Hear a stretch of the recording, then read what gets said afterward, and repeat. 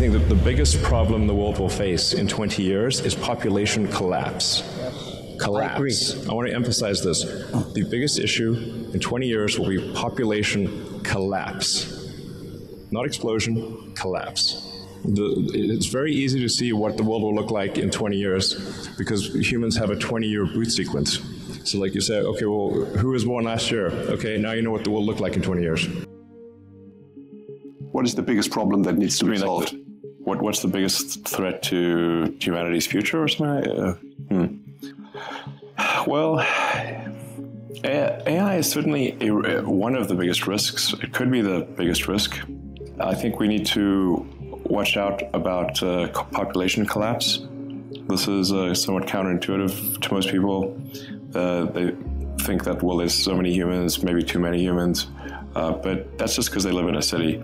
If you're in an aircraft and you look down, they say, if you dropped a cannonball, how often would you hit a person? Basically never.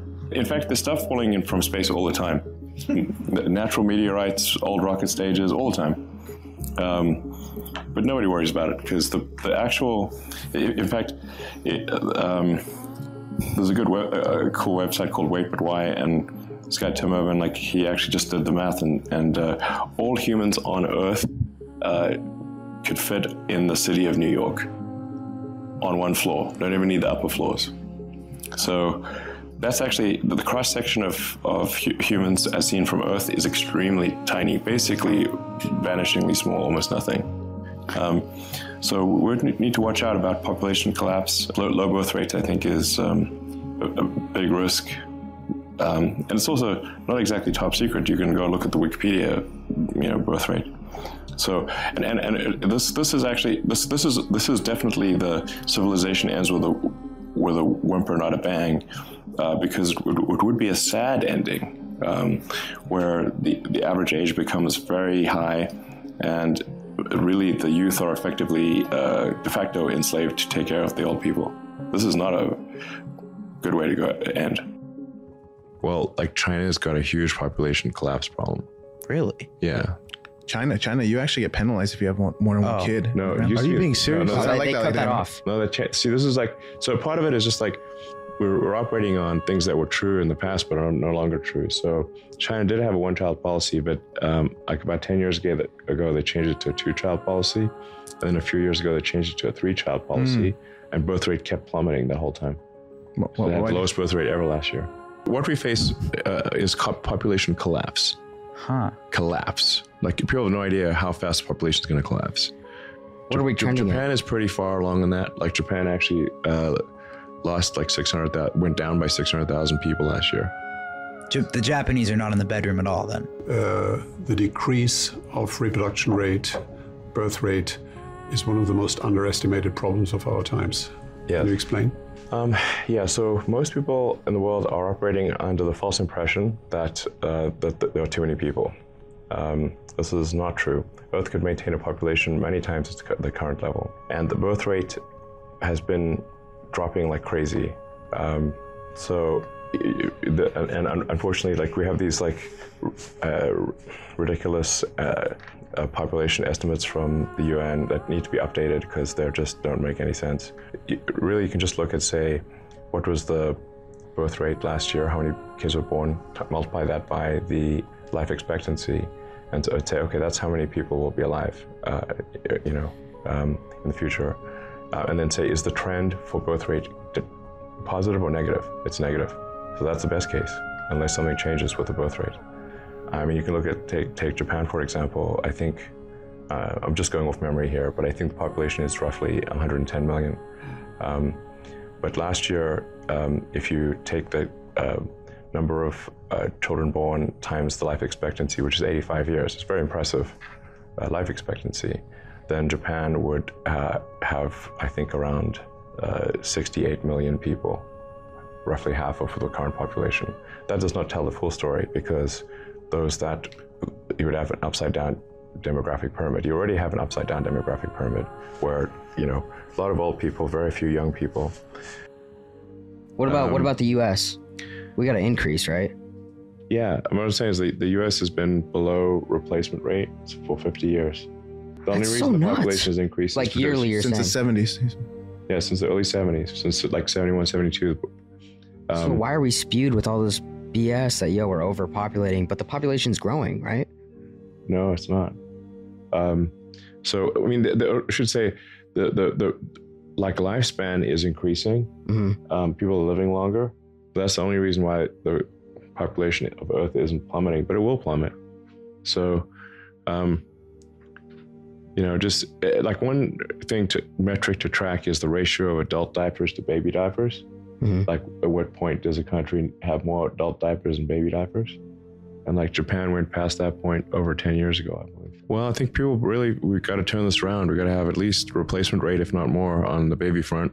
And by the way, these are not matters that are subjective. You can just literally look at the birth rate. Yeah. It's like, it's an objective number. Like how many babies were born. It's like they recorded this information, So, So you're saying people need to be having more kids? well, it's a low birth rate is a slow death for a civilization. It's not a fast death. Yeah, we're chilling for a bit. Yeah. I mean, you're cruising. It's just like the average age just starts drifting up, and then, basically civilization will die with a whimper in adult diapers. Kind of sucks as it's like anticlimactic. It's not exactly. I mean, frankly, if you say, given the choice, like, I'd rather civilization went out with a bang than a whimper in adult diapers. Yeah. What's a bang? Bang would be World War III. If the choices are, like, it's just like sad, or it's just sad if you just die, and if civilization dies of old age, I think. So that's like that's probably the biggest myth that exists right now, is this overpopulation myth, when in fact we have a population collapse problem. And I think people can see this anecdotally when they talk to friends. I think that's the biggest risk to civilization right now. It's just, we got to get rid of this nonsense that we're having an overpopulation issue. We have an underpopulation issue. Why do you think that that's not being said more then, if that's a huge problem? Different agenda, I mean. I think, yeah, some kind of, I think like maybe the sort of, like, I'm pro-environment, but I think the environmentalist agenda has kind of gone too far on It's that. all agenda. Yeah. That's an environmentalist? Yeah, more Well, it's kind of like How so? I mean, like, a lot of these things, it's like, I'm not necessarily, I don't think it's like some sort of like sort of nefarious mastermind situation. It's just a dumb idea that hasn't been fixed, as opposed to like somebody's masterminding it or something, yeah. But I'm just saying, objectively, one way or another, if we don't have kids, is like, population is going to decline. Average age is going to increase. I think a lot of people think that there's too many people on the planet, but I think there's, in fact, too few, and that the possibly the single greatest risk to human civilization is the rapidly diminishing birth rate. And the facts are out there for anyone to look at. But a lot of people are still stuck with, Paul Ehrlich's book, Population Bomb. And it's like, that was a long time ago. That is not the case today. And there was a massive notch in demographics last year because the birth rate plummeted, and also this year. So more children. So, I mean, if no babies, no humanity. You got to come from somewhere. Yeah, I think most people, if you just simply look at the birth rate statistics, you can tell what the future is going to be like because you can see how many children were born last year. And then you can say, like, is the birth rate trending down or up? And it's been trending down basically almost everywhere. So if you look at the birth rate last year, you know how many adults there will be in 20 years because that's how many babies were born. The trend is, like, you don't have to be some master statistician or something like that. You can just look at kids born last year trending to well below replacement rate, and a lot of countries have been well below replacement rate for a long time. Well, the concern is that if you have kids, then they'll contribute to climate change, and then they'll kill the Earth, right? That's the leftist concern, is that we're overpopulating the Earth and that we're going to kill it. Are you trying to overpopulate the Earth so that we can go to Mars and take over Mars? The Earth is far from. Is this a deliberate strategy? The Earth is far from overpopulated. Far from overpopulated.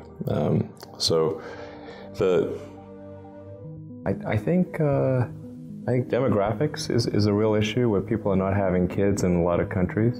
And very often they'll say, oh, I'll solve it with immigration. Immigration from where? If Europe has an average, or many parts of Europe have an average of a 50 or 60, they're only at 50 or 60% of what's needed for replacement, or China for that matter. They're at half replacement rate. Where exactly are we going to find 600 million people to replace the ones that were never born? I think people are going to have to regard, to some degree, the notion of having kids as almost a social duty within reason. I mean, just if you can and you're so inclined, you should. It's like otherwise civilization will just die, literally. The birth rate is strongly correlated to, it's inversely correlated to wealth, inversely correlated to education, and correlated to religion. So the more religious you are, the less educated and the poorer you are, the more kids you will have. And this is true between countries and within countries. In the US, the highest birth rate is in Utah with the Mormons. Yeah. I think if you're saying for what are threats to civilization, the lack of people is obviously a threat to civilization. We are going to face in the mid part of the century, and particularly the latter part of the century, a demographic implosion, the likes of which we haven't seen, including the Black Plague. The math is obvious. When did China ever experience a 50% reduction in its population? Never. I mean, basically pre-writing, okay, because no one's ever written of such a thing. Even the Black Plague, Black Plagues would go through, I think that they might have demolished like a quarter, but never a half. Yeah. And yet Spain, birth rate of 50%. It's as though someone went through and killed half the population, or at least of the future population. There's something better happen to turn this around, because otherwise you have an inverted demographic pyramid. It's going to, at this rate, the only thing that'll be left will be robots. 3 generations of 50% birth rate, of 50% replacement rate, gets you to 12% of where you were. And those poor 12%, all they're going to be doing is taking care of their grandparents. I mean, eventually there just won't be people at that rate. Just pull the camera back and just think, you're a father now of 7 surviving kids, and well, I'm trying to set a good example, because the birth rate on Earth is so low that we're facing civilizational collapse unless the birth rate returns to a sustainable level. Yeah, you've talked about this a lot. That depopulation is a big problem, and yes, people don't understand. Population collapse is one of the biggest threats to the future of human civilization, and that is what is going on right now. I think the population collapse is a really big deal that I wish more people would think about, because the birth rate is far below what's needed to sustain civilization at its current level, there's obviously we need to take action on climate sustainability, which is being done, and we need to secure the future of consciousness by being a multi-planet species. By the way, when people say that Earth is being overpopulated, it's not true. It's like, look out the window, and I know you and I have had this conversation that you're more worried about underpopulation of planet. Oh, yeah. Earth is going to face a massive population collapse over the next 20, 30 years. Massive. Yeah. And this is definitely, well, civilization, question of like, is civilization going to die with a bang or a whimper? This would definitely be dying with a whimper. Yeah, we need. The birth rate is very low. Yeah, it's been dropping, right? It used to be 5-6 children per family. Globally, it's like 2.4. Below in the U.S., it's below replacement levels. In most of Europe, Russia, Japan, Korea, Singapore, it's well below replacement, and probably the second biggest risk after that is population collapse. Not asteroid impact. No, the population collapse. The thing about demographics and birth rates, you know what's going to happen in 20 years because you know the birth rate last year. Yeah. It takes like 20 years for a person to grow up. Yeah. So we know what the adult population is going to be 20 years from now because we know what kids were born last year. I think we have a serious issue with population collapse. That's far bigger than people realize. And you know, this the social networks and everything. The social support networks were not really set up for a high ratio of retirees to workers. So then. Well, thank God we got robots coming in. Yeah, the robots, exactly. We'll need those robots, but yeah. you don't want to have the youth effectively enslaved to take care of the elderly. Yeah. You know, which is what would kind of happen if you have an upside down demographic pyramid. And I think one of the biggest risks to civilization is the low birth rate and the rapidly declining birth rate.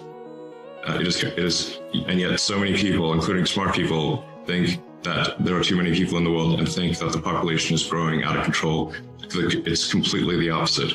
Please look at the numbers. If people don't have more children, civilization is going to crumble. I don't think most people understand just how quickly machine intelligence is advancing. It's much faster than almost anyone realizes, even within Silicon Valley, and certainly outside Silicon Valley, people really have no idea. Why is that dangerous? If there's a super intelligent, particularly if it's engaged in recursive self-improvement, if there's some digital super intelligence and its optimization or utility function is something that's detrimental to humanity, then it will have a very bad effect. It could be just something like getting rid of spam email or something, and it's like concludes, well, the best way to get rid of spam is to get rid of humans. Why would we lose? The source of all spam. I know we've all watched HAL in 2001, but why would we lose control over our machines? There are no data points showing that our connection to machine has ever been loosened. The thing to do would be to plot the progress of digital intelligence versus time, and then to maybe curve fit or extrapolate that progress and see where that leads. On a more sort of near-term time frame, I think artificial intelligence is something we need to be quite concerned about and really be attentive to the safety of AI. You mentioned ChatGPT earlier. I played a significant role in the creation of OpenAI. Essentially, at the time, I was concerned that Google was not paying enough attention to AI safety. And so I with a number of other people, created OpenAI. And although initially it was created as an open source nonprofit, and now it is closed source and for profit. I don't have any stake in OpenAI anymore, nor am I on the board, nor do I control it in any way. But the ChatGPT, I think, has illustrated to people just how advanced AI has become. It's not necessarily bad, it's just outside of human control. Now, the thing that's going to be tricky here is that it's going to be very tempting to use AI as a weapon. So the on-ramp to serious AI, the danger is going to be more humans using it against each other, I think, most likely. That'll be the danger. And then there's this sort of like a collective AI in the Google search, where we're all sort of plugged in as like nodes on the network, like leaves on a big tree. We're all feeding this network without questions and answers. We're all collectively programming the AI, and Google plus all the humans that connect to it are one giant cybernetic collective. It feels like we are the biological bootloader for AI, effectively. We are building it. And then we're building progressively greater intelligence, and the percentage of intelligence that is not human is increasing. And eventually, we will represent a very small percentage of intelligence. But the AI is informed, strangely, by the human limbic system. There's all the things that we like and hate and fear. They're all there on the internet. They're a projection of our limbic system. Things are getting more and more connected. They're, at this point, constrained by bandwidth. Our input-output is slow, particularly output. I try to convince people to slow down AI, to regulate AI. This was futile. The way that regulations work is very slow, very slow indeed. So usually there'll be some new technology. It will cause damage or death. There will be an outcry. There will be an investigation. Years will pass. There will be some sort of insight committee. There will be rulemaking. Then there will be oversight, eventually regulations. This all takes many years. This is the normal course of things. This time frame is not relevant to AI. You can't take 10 years from the point at which it's dangerous. It's too late. People call it the singularity, and that's probably a good way to think about it. It's a singularity. It's hard to predict, like a black hole, what happens past the event horizon. It could be terrible, and it could be great. It's not clear. But one thing is for sure, we will not control it. The merge scenario with AI is the one that seems like probably the best. Like for us. So from a long-term existential standpoint, that's like the purpose of Neuralink, is to create a high bandwidth interface to the brain such that we can be symbiotic with AI. Because we have a bandwidth problem. You just can't communicate through your fingers, it's too slow. I think best case scenario, we effectively merge with AI. AI serves as a tertiary cognition layer where we've got the limbic system, kind of the primitive brain essentially.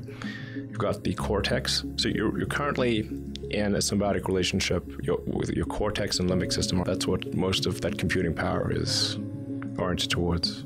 How can I make the limbic system happy? That's what it's trying to do. Now, if we can have a third layer, which is the AI extension of yourself, that is also symbiotic. And there's enough bandwidth between the cortex and the AI extension of yourself such that the AI doesn't de facto separate, then that could be a good outcome. That could be quite a positive outcome for the future. Your phone is already an extension of you.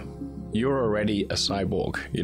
Most people don't realize they are already a cyborg. That phone is an extension of yourself. It's just that the data rate, the rate at which, or the communication rate between you and the cybernetic extension of yourself that is your phone and computer is slow. It's very slow. And that's like a tiny straw of information flow between your biological self and your digital self. And we need to make that tiny straw like a giant river, a huge, high bandwidth interface. It's an interface problem, data rate problem. I think we can hang on to human-machine symbiosis through the long term. And then people may decide that they want to retain their biological self or not. You will be essentially snapshotted into a computer at any time. If your biological self dies, you could probably just upload into a new unit. The best of the available alternatives that I can come up with, and maybe somebody else can come up with a better approach or better outcome, is that we achieve democratization of AI technology, meaning that no one company or a small set of individuals has control over advanced AI technology. I think that's very dangerous. It could also get stolen by somebody bad, like some evil dictator of a country could send their intelligence agency to go steal it and gain control. I mean, you look at, say, nuclear discovery of sort of nuclear physics, you had nuclear power generation, but also nuclear bombs. So anyway, I think we should be quite concerned about it, and we should have some regulation of what is fundamentally a risk to the public.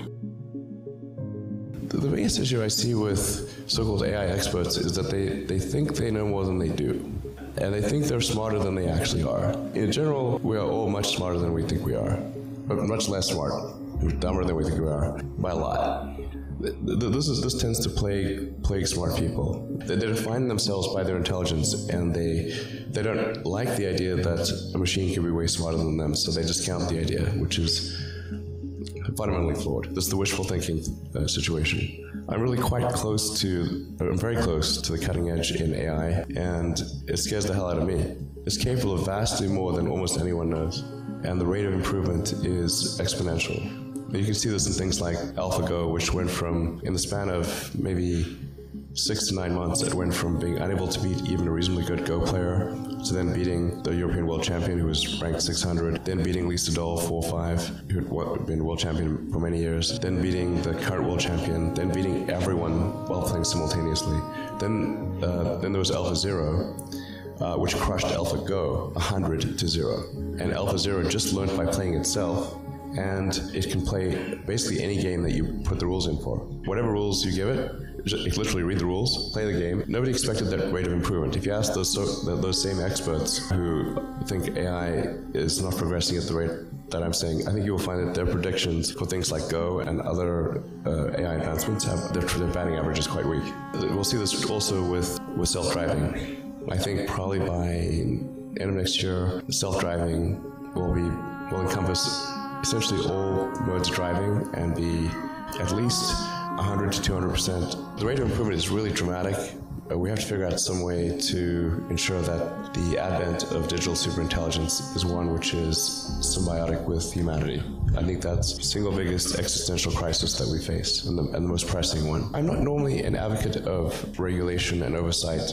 I mean, I think one should generally err on the side of minimizing those things. But this is a case where you have a very serious danger to the public. And therefore, there needs to be a public body that has insight and then oversight to confirm that everyone is developing AI safely. This is extremely important. I think the danger of AI is much greater than the danger of nuclear warheads by a lot. And nobody would suggest that we allow anyone to just build nuclear warheads if they want.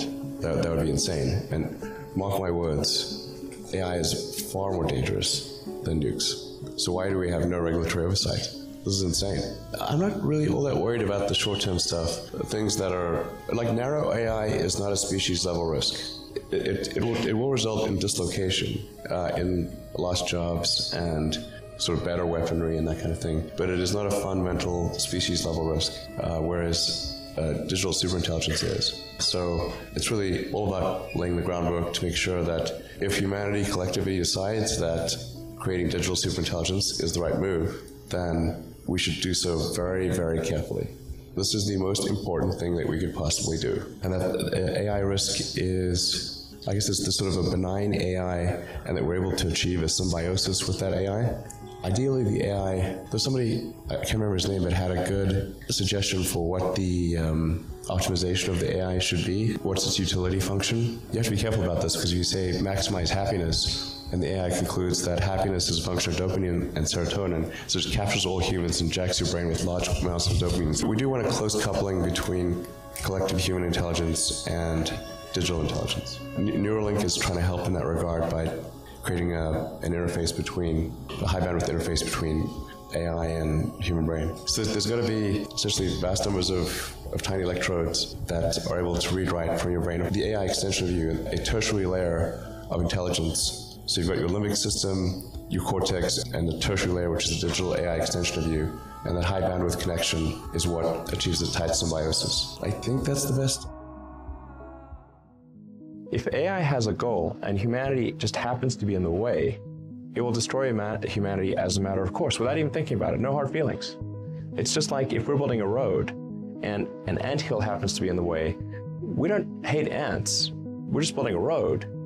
And so goodbye anthill. DeepMind's AI has administrator-level access to Google's servers to optimize energy usage at the data centers. However, this could be an unintentional Trojan horse. DeepMind has to have complete control of the data centers, so with a little software update, that AI could take complete control of the whole Google system, which means they can do anything. They can look at all your data, they can do anything. We're rapidly headed towards digital superintelligence that far exceeds any human. I think it's very obvious. There will be fewer and fewer jobs that a robot cannot do better.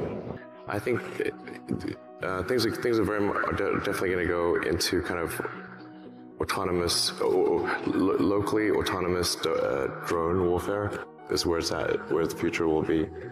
I'm just saying, it's not, I want the future to be this. It's just, this is what the future will be, is autonomous drone warfare. And at a local level, I can't believe I'm saying this because this is like dangerous, but it's simply what will occur is sort of drones locally being autonomous. The fighter jet era has passed.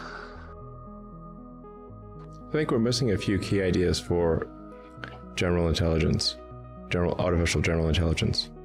But it's going to be upon us very quickly, and then we'll need to figure out what shall we do, if we even have that choice.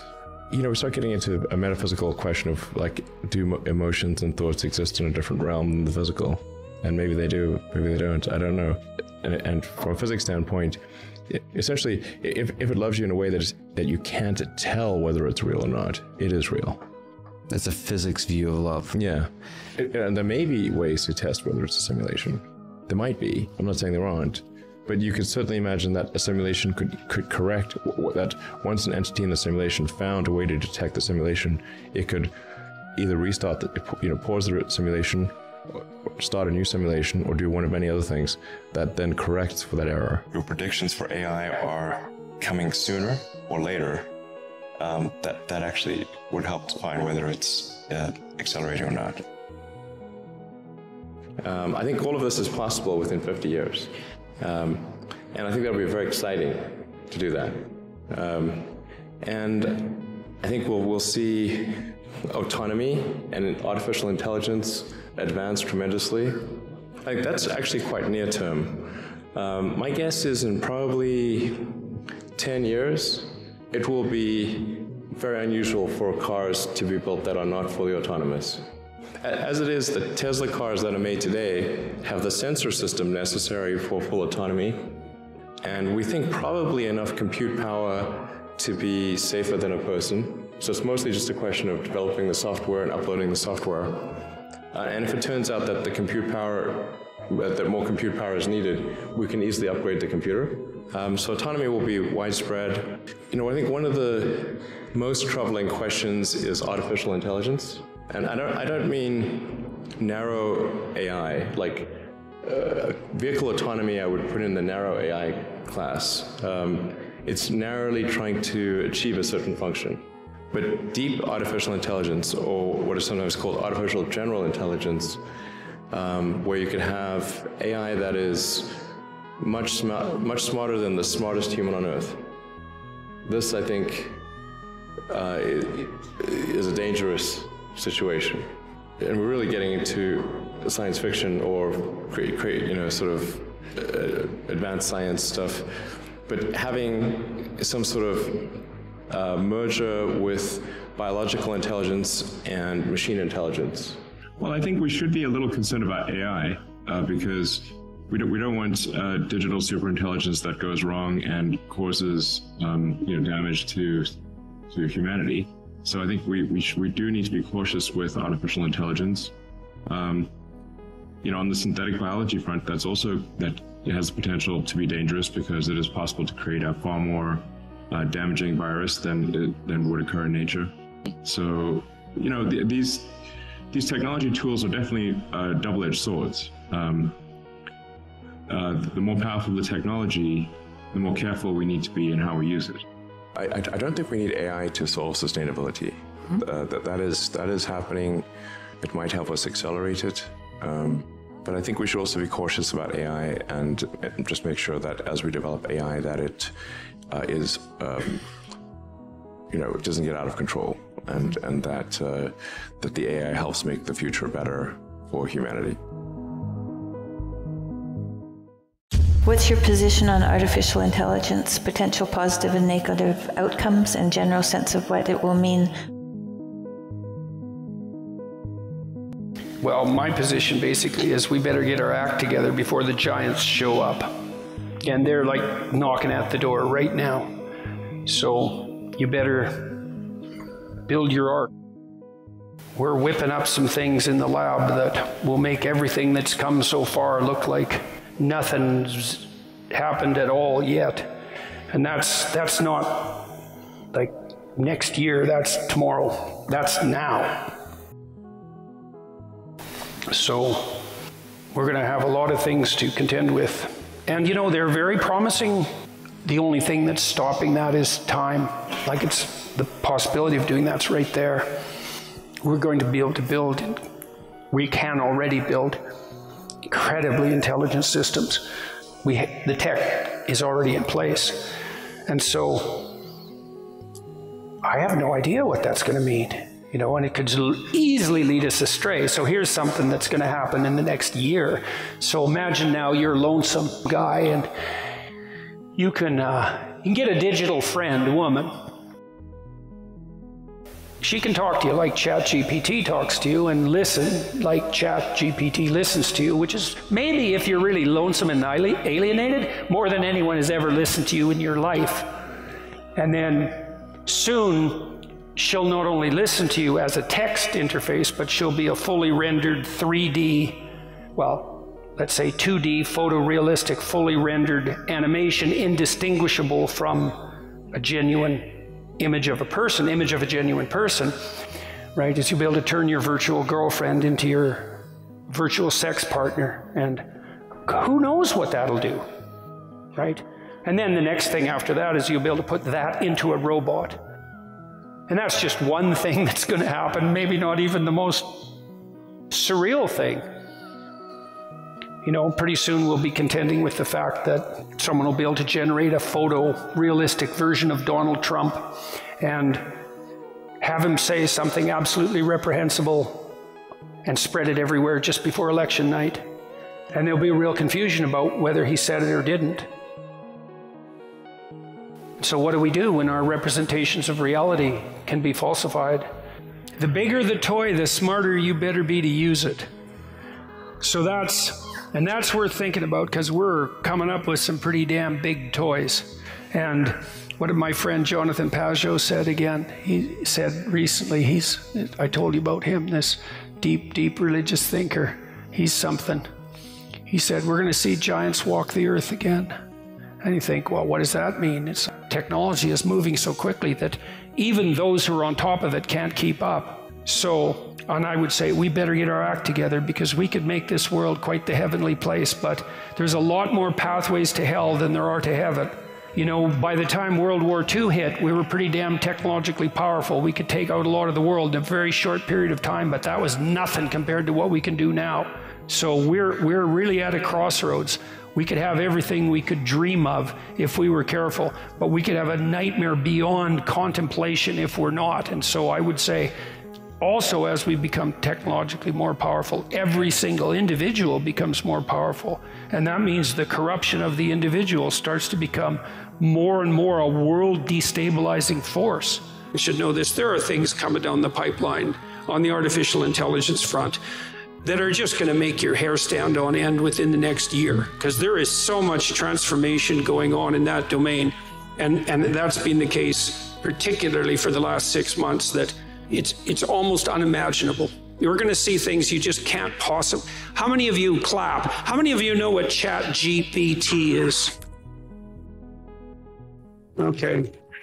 So not very many. So I'll tell you what ChatGPT is, just so you know, because you need to know this. And I don't know what sort of technological revolution this is. Gutenberg press level? I went and interacted with it. It's an AI system, artificial intelligence system.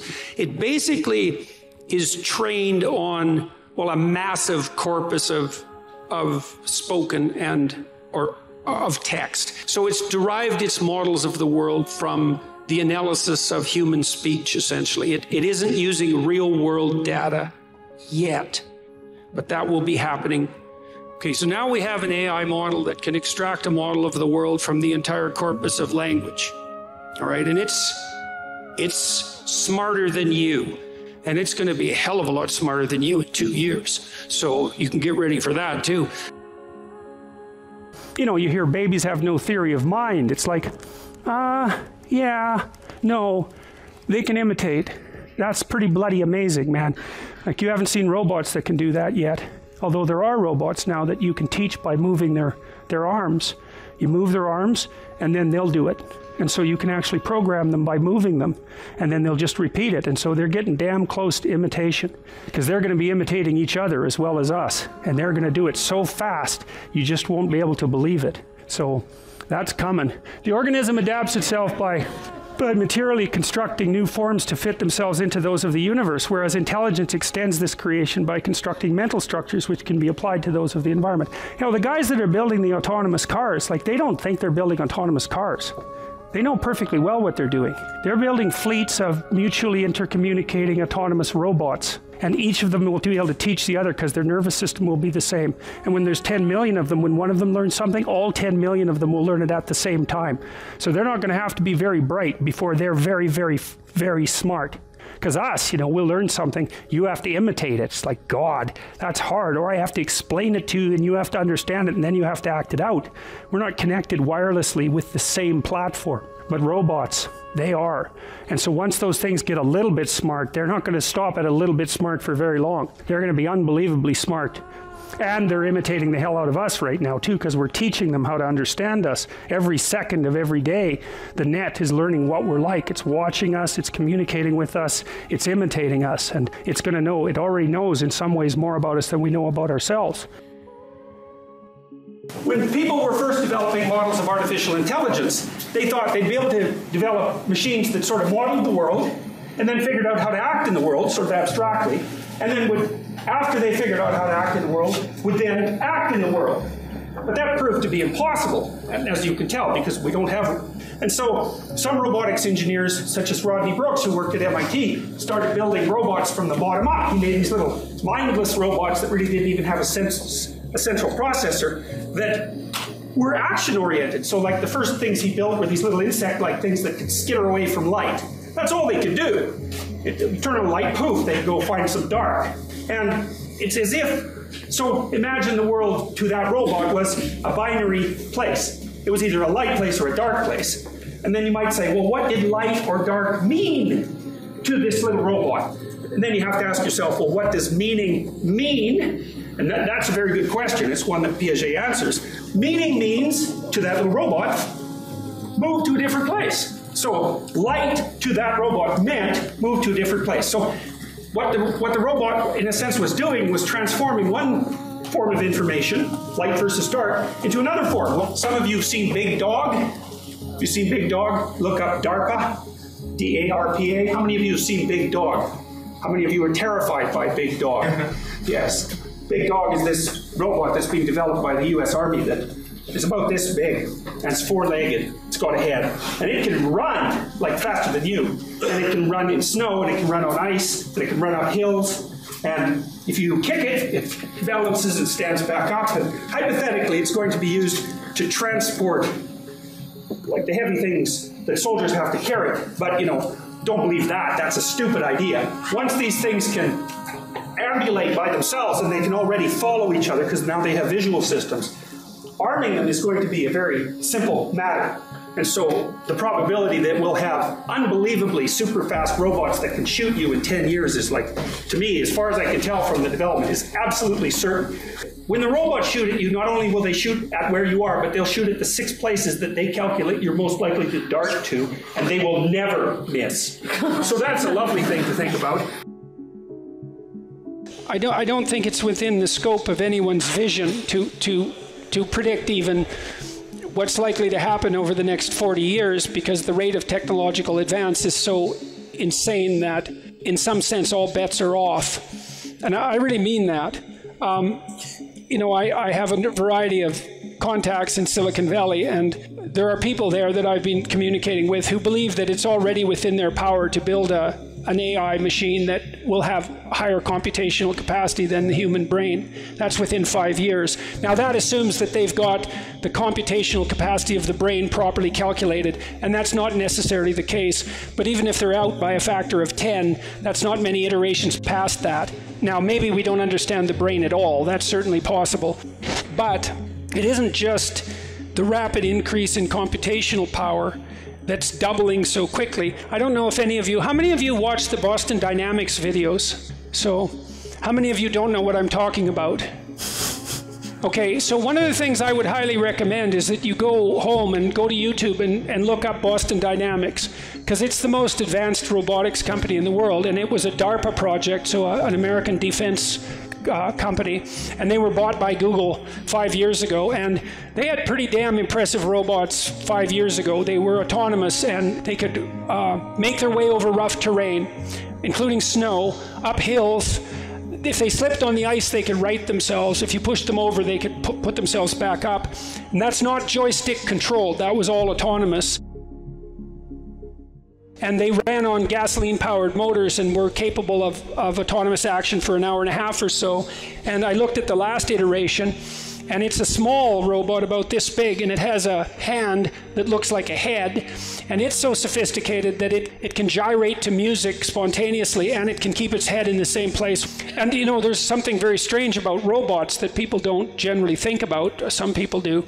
Imagine you have a robot and it can learn a few things through imitation, and we already have robots that can do that, because you can program a robot, industrial robot that's worth about $20,000. You can move its arm the way you want it to move its arm, and then it will move its arm that way. So imitation is coming up very rapidly, and the capacity to autonomously learn is already there to some degree. Let's say you have a robot that can learn a little bit, not much, but then let's say you have 20 million of them, and they're all exactly the same, and they have exactly the same architecture. And so what that means, as soon as one robot learns something, then all 20 million of them learn it. And so if each robot is learning one thing a day, then the whole herd is learning 20 million things a day. And so once we hit a certain threshold, the rate of increase in robotic intelligence is going to be just something that we can't even comprehend.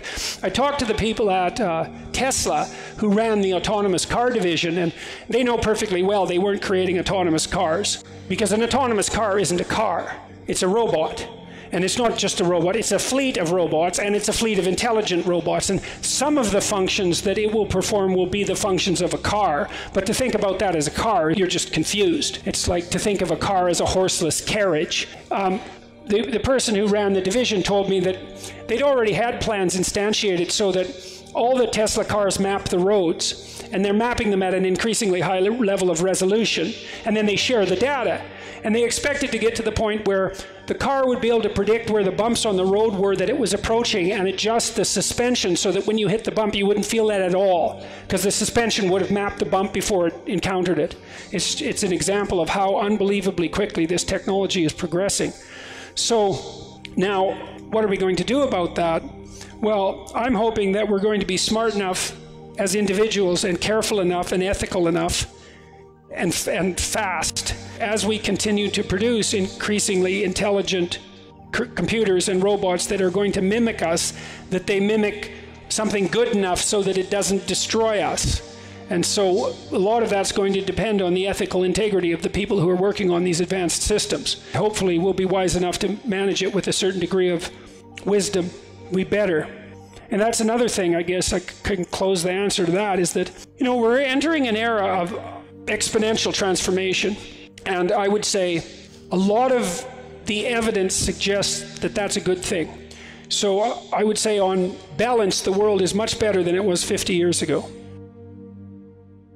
Every visual scene is incomprehensibly complex. There's an indefinite number of ways of seeing everything. And this is partly why we don't have general purpose robots, is because AI engineers originally believed that the problem of robotics would be the computation of action in the world. But it turned out that the problem of robotics was seeing the world, and that really shocked everyone. You could get lost in the details of this carpet. If you were a photorealist painter, you know, you could take just a section of the carpet, and it would take you maybe 3 weeks to paint it in a high-resolution manner.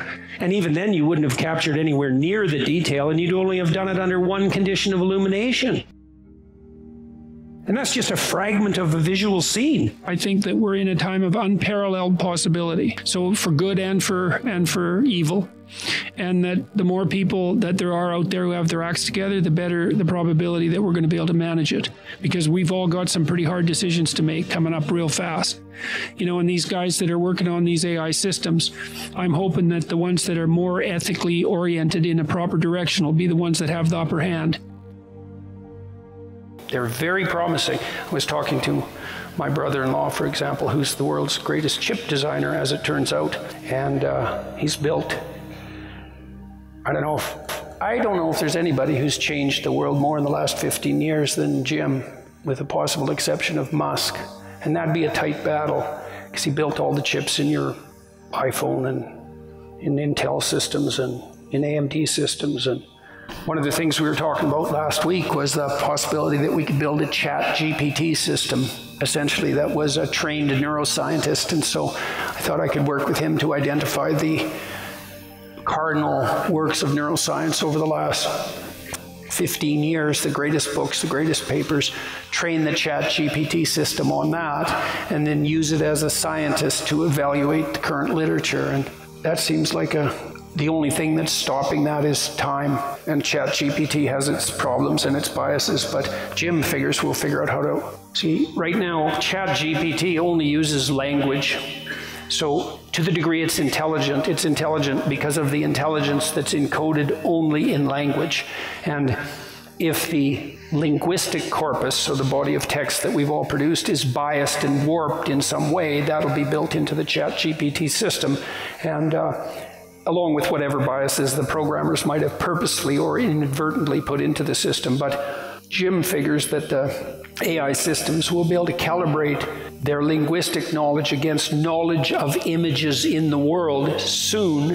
And that's basically what scientists do, right? Because scientists will take a verbal hypothesis and then test it against the actual world. And if the hypothesis and the world fit, then you think, well, that's scientifically verified. And Keller thinks that AI systems will be able to do that pretty soon. And pretty soon means as soon as someone builds one that can do it. The robots have been tricky, but I can't imagine that's more than 10 years away. And that's just one thing that's going to happen, maybe not even the most surreal thing. Pretty soon we'll be contending with the fact that now, I was talking to my son about that today, and he thinks we'll get into an arms race right away because there'll be technologies that can detect whether video is artificial, but then there'll be a race because other technologies will learn how to fool that technology, and maybe we'll be able to stay on the edge where we can still detect what's real and what isn't. But I don't think we're doing a very good job of that right now on social media, because social media, it's kind of like the world, except it's way more demented. And the problem with that is that it makes the whole world look demented. And that's a real possibility. Or it'll be a tomorrow that will make all the hells we've managed to generate in the past look like Satan was just warming up. And we're toying with that right now in an unbelievably provocative manner. On the AI front, we can all get our act together fast enough. Because I also think that we've got this choice in front of us right now, as far as I can tell, and that's we can either play out the apocalypse spiritually, that means conceptually, and sort ourselves out ethically and separate the wheat from the chaff within each of us, or the saved from the damned, or, as Jung said, Carl, you play it out in the world as fate, and I'm utterly convinced that that's true. You think we're powerful now, man. You wait till the AI giant starts to stroll around the earth, and that's coming. Like, you will absolutely see that in your lifetime. You'll probably see it in the next 2 or 3 years. Intelligence extends this creation by constructing mental structures which can be applied to those of the environment. That's the Darwinian idea that I just mentioned. They're going to be unbelievably smart, like overnight. And they're imitating the hell out of us right now, too, because we're teaching them how to understand us every second of every day. The net is learning what we're like. It's watching us, it's communicating with us, it's imitating us, and it's going to know, it already knows in some ways more about us than we know about ourselves. There's lots of reports already of people getting pregnancy ads or ads for infants, sometimes before they know they're pregnant, but often before they've told their families. And the way that happens is the net is watching what they're looking at and inferring with its artificial intelligence. There's a human side of the equation. And you get the extreme thing, people, and you think, yeah, well, what about the human here? And when we've been talking about the necessity of having a technological enterprise embedded in an ethic, and you can ignore that, like most of the time, right? You can ignore the overall ethic in some sense when you're toying around with your toys. But when you're building an artificial intelligence, it's like, well, that's not a toy. And this is a whole new kind of monster.